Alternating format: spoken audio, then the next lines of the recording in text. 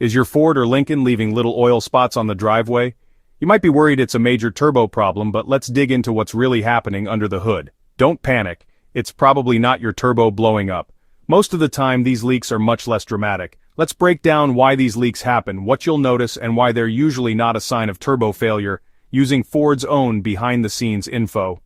Ford released a memo called SSM 49210 to help dealers and owners understand these oil leaks. It's not an official recall or a full technical service bulletin, just a heads up for dealers. The memo covers a range of 2009 to 2020 Ford and Lincoln turbocharged vehicles, Edge, Escape, F-150, and more. These engines use a turbocharger, which relies on a steady flow of oil for lubrication and cooling. For the big 6.7L diesels, the turbo pedestal gasket is another common spot for leaks. But here's the key. These leaks usually come from the oil supply or return tubes, or the O-rings that seal them, not from the turbo itself. Most owners on forums agree, the real culprits are those small oil lines and seals. Over time, O-rings can harden, shrink, or crack from heat and pressure, and the metal tubes can develop tiny leaks at their connections. Oil travels under pressure from the engine to the turbo, then returns back. If an O-ring or tube connection isn't sealing perfectly, oil can seep out, especially when the engine is hot or after shutdown. Symptoms you might notice include small oil spots under the car, a faint burning oil smell, or a little oil residue around the turbo area. But unless you see clouds of smoke or hear strange noises, your turbo is probably fine.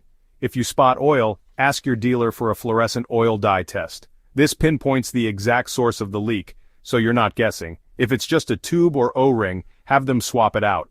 These parts are vulnerable because they're exposed to constant heat, vibration, and oil pressure, making them the weak link in the system. The best part?